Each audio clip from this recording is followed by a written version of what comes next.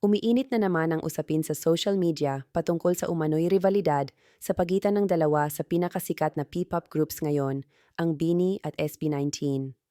Madalas silang napagkukumpara at pilit na pinagbabangga ng ilan. Ngunit sa gitna ng mga intrigang ito, mariing itinanggi ng BINI na mayroon silang kompetisyon o sama ng loob sa SB19. Sa mga pahayag ng grupo, malinaw ang kanilang paninindigan. Hindi nila itinuturing na kalaban ang SB19. Ayon sa BINI, ang turing nila sa SB19 ay mga kapwa-artista at inspirasyon sa patuloy na pagangat ng P-pop. Nakikita nila ang SB19 bilang mga kuya sa industriya na nagbukas ng maraming pinto para sa mga sumusunod na grupo, kabilang na sila.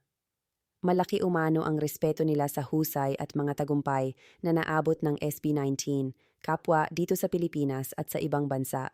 Mas pinipili ng BINI na mag-focus sa kanilang sariling paglalakbay, ang paghubog ng kanilang musika, pagpapahusay ng kanilang performance, at ang pagpapasaya sa kanilang mga tapat na taga-suporta, ang Blooms.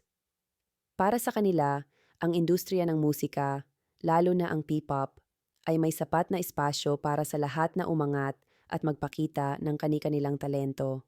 Naniniwala ang BINI na imbes na pagkumparahin at gawan ng issue, mas makabubuti ang pagsuporta sa isa't isa. Ang tagumpay ng bawat PP-pop group ay tagumpay ng buong komunidad at ng musikang Pilipino. Hindi umano nakakatulong ang paglikha ng hidwaan, bagkus ay dapat magkaisa para mas lalong maitaas ang bandera ng OPM. Kaya naman, ang mensahe ng BINI ay malinaw. Walang kompetisyon, kundi respeto at paghanga lamang ang namamagitan sa kanila at sa SB19. Patuloy silang lilikha ng musika at magbibigay inspirasyon, kasabay ng pagsuporta sa mga kapwa nilang artistang Pilipino.